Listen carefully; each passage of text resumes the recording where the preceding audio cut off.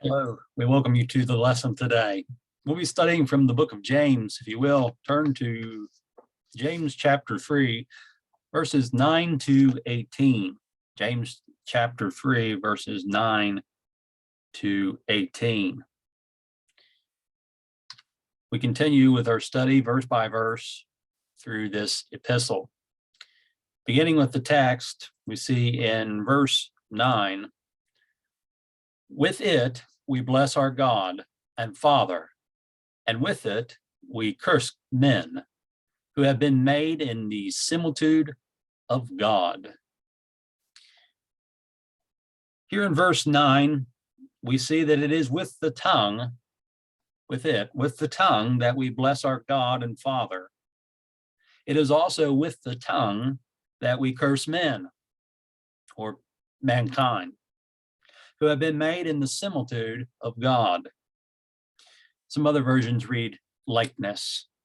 And so those who have been made in the similitude, likeness. And so the similarity, the likeness of God. Genesis chapter 1, 26 to 27. Then God said, let us make man in our image, according to our likeness. Let them have dominion over the fish of the sea, over the birds of the air, and over the cattle, over all the earth, and over every creeping thing that creeps on the earth. So God created man in his own image. In the image of God, he created him. Male and female, he created them. If we curse men made in the likeness of God, it is as though we are cursing God himself. Jesus taught his disciples to bless those who curse. Matthew 5 and 44, Jesus said, but I say to you, love your enemies, bless those who curse you, do good to those who hate you, and pray for those who spitefully use you and persecute you. And again in Luke 6, 27 to 28, but I say to you who hear, love your enemies, do good to those who hate you, bless those who curse you, and pray for those who spitefully use you. The Apostle Paul also taught his brethren to bless and to not curse. In Romans 12 and verse 14, bless those who persecute you, bless and do not curse. Earlier, James wrote of religion before God and the Father in James 1:27. In this text, he writes of blessing our God and Father. Verse 10. Out of the same mouth proceed blessing and cursing. My brethren, these things ought not to be so. Both blessing and cursing proceed out of the same mouth.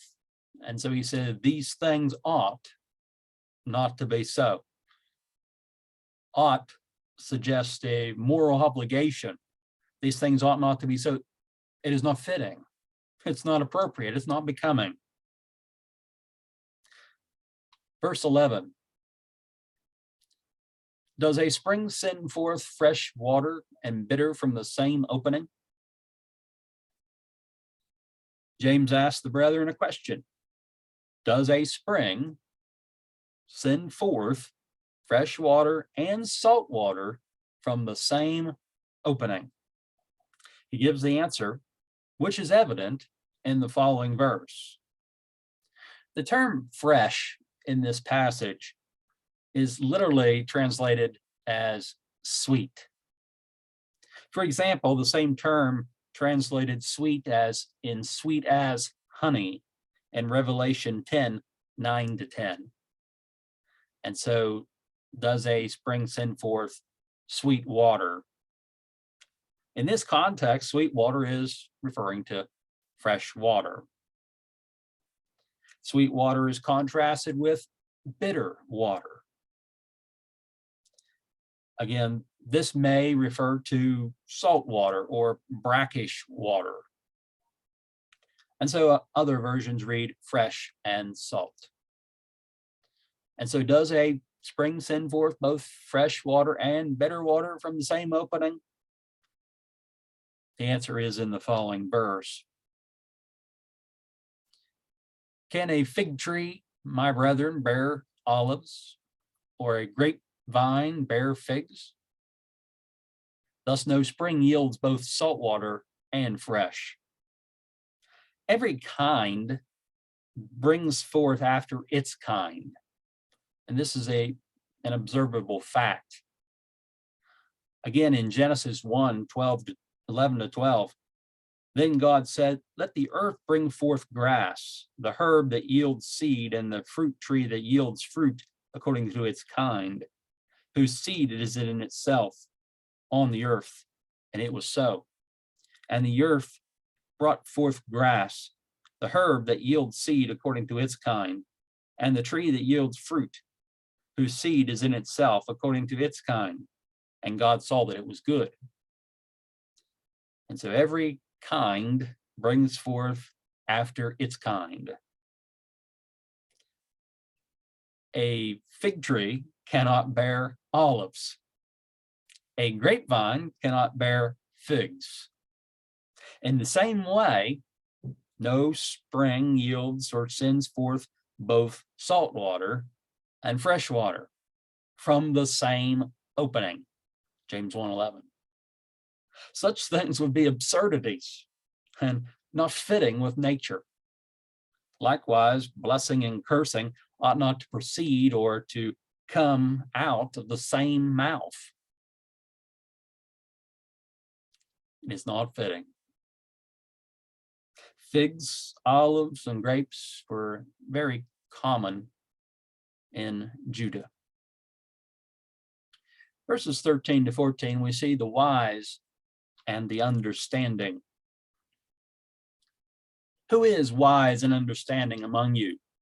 Let him show by good conduct that his works are done in the meekness of wisdom. James challenges the one among his brethren who thinks that he is wise and understanding. If he really is wise and understanding, then let him show by his good conduct that his works are done in meekness that comes from wisdom. Earlier, James taught that those who lack wisdom should ask God in faith. James 1:5. He also taught to lay aside wickedness and to receive with meekness the implanted word, which is able to save the soul, in James 1:21. And so show your wisdom by your good conduct, or your good behavior, your good life. Show that your works are done in the meekness of wisdom, gentleness, humility. Your works will speak for themselves. Verse 14. But if you have bitter envy and self-seeking in your hearts, do not boast and lie against the truth. And so the point is made, if you have bitter envy and self-seeking in your heart, do not boast that you are wise and understanding. And do not lie against the truth, as your conduct shows that you are not wise and understanding.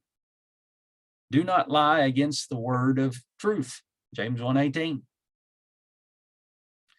And so you may say that you're wise and understanding, but if you have bitter envy and self-seeking in your hearts, do not boast as though you were wise and understanding. Do not lie or continue to lie against the truth. It's evident that you're not wise. You're not wise and understanding. James contrasts the meekness of wisdom with bitter envy and self-seeking in the heart. Verse 14. The works of the flesh are evident, which include envy and jealousies. Galatians 5:20. Along with self-seeking or selfish ambition in Galatians 5:20. And so other versions read selfish ambition here for self-seeking. There is judgment for those who are self-seeking and do not obey the truth, but obey unrighteousness. Romans chapter 2 and verse 8. Verses 15 to 16, we see wisdom from above. Verse 15, this wisdom does not descend from above, but is earthly, sensual, demonic. You may boast that you are wise and understanding, but what you call wisdom does not come down from God above. Your conduct shows that your works are done with envy and self-seeking, which does not descend from above. First, you boast of as wisdom is earthly, not heavenly. Secondly, this is sensual, not spiritual, but natural, instead devoted to the gratification of the senses. And third, this is demonic, or coming from demons. So no, you boast of wisdom and understanding, but this so-called wisdom does not descend from above, with God above in heaven. It is earthly. It is worldly. It's not heavenly. It is sensual. Rather than being spiritual, it's unspiritual. And third, it is demonic. It does not come from God. It comes from demons. It comes from below. Verse 16. For where envy and self-seeking exist, confusion and every evil thing are there. James gives evidence that such wisdom does not come from God above in heaven. Verse 15. While the wisdom that comes from above produces peace, works of envy and self-seeking or selfish ambition result in confusion or disorder. 1 Corinthians 14:33, Paul said, for God is not the author of confusion, but of peace, as in all the churches of the saints. And so this does not come from God. Envy and self-seeking. The works of envy and self-seeking do not exist above with God. However, envy and self-seeking do exist below. And we see the resulting confusion, disorder, and evil. Earlier, James described the double-minded man as being unstable in all his ways in James 1 and 8, and the tongue as being an unruly evil in James 3 and 8. Verses 17 to 18, we see the wisdom from above. Verse 17, but the wisdom that is from above is first pure, then peaceable, gentle, willing to yield, full of mercy and good fruits, without partiality and without hypocrisy. Verse 17, show by good conduct that your works are done with these qualities of wisdom. The wisdom from above is first pure, then peaceable. Such wisdom is pure and does not result in confusion or disorder, but is instead peaceable. James describes qualities of wisdom from God above. First, wisdom is pure. It is undefiled by sin or corruption. For example, Paul told Timothy, do not lay hands on anyone hastily, nor share in other people's sins. Keep yourself pure. 1 Timothy 5 and 22. It is free of envy and selfish ambition, partiality and hypocrisy. Second, wisdom is peaceable. That is, wisdom is disposed to peace, free from disorder. Third, wisdom is gentle. Wisdom is not violent, 1 Timothy 3 and 3. Wisdom is not harsh, 1 Peter 2 and 18. Paul told Titus to remind them to speak evil of no one. Speak evil of no one. to be peaceable, gentle, showing all humility to all men. Titus 3:2. James wrote of the meekness of wisdom here in James 3:13. Fourth, wisdom is willing to yield. It is able to be persuaded. And this is how Vine defines the term, able to be persuaded. And so reasonable or open to reason. Some people are unwilling to yield in any matter, including matters of opinion. Here in this passage, he continues that wisdom, number 5, is full of mercy and good fruits. Be disposed to show mercy, James 2:13. Wisdom produces good fruits rather than every evil thing, verse 16. Sixth, wisdom is without partiality. James warned against showing partiality earlier in James 2:1, verse 4 and verse 9. 7, wisdom is without hypocrisy. It's unhypocritical. And so this kind of wisdom is sincere.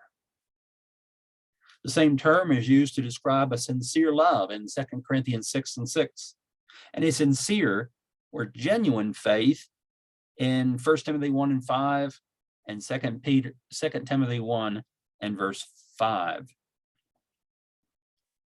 At this time, I like to compare these lists of qualities that we see in wisdom, as described here by James, with the Beatitudes of Jesus in Matthew 5:3-10. And you note the similar teachings. Of course, Jesus is the teacher, and James a disciple. Matthew 5:3-10. Blessed are the poor in spirit, for theirs is the kingdom of heaven. Blessed are those who mourn, for they shall be comforted. Blessed are the meek, for they shall inherit the earth. Blessed are those who hunger and thirst for righteousness, for they shall be filled. Blessed are the merciful, for they shall obtain mercy. Blessed are the pure in heart, for they shall see God.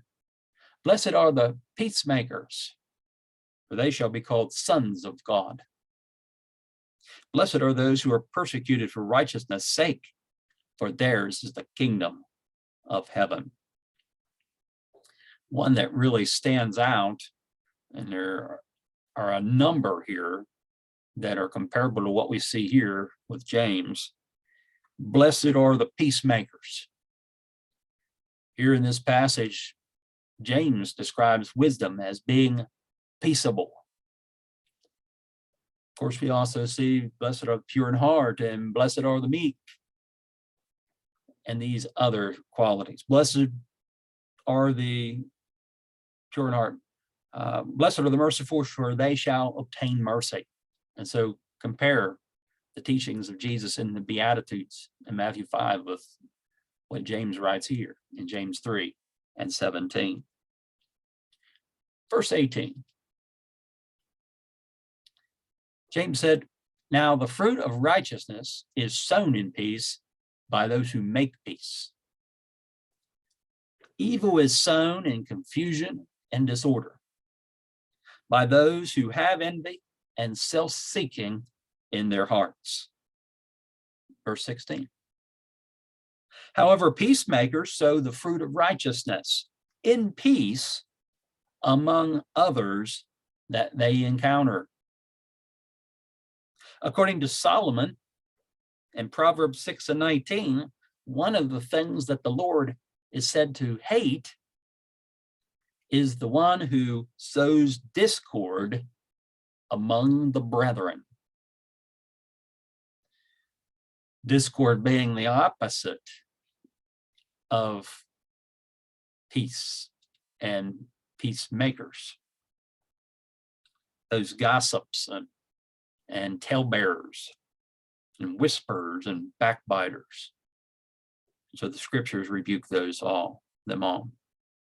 Well, that's all the time that we have today, and that's the end of the chapter. And so next time, Lord willing, we'll continue with our study of the book of James, beginning with James chapter 4. We're glad that you decided to be here today, and we look forward to the time we can continue to study. We encourage you in the meantime to study on your own. Seek the Word of God.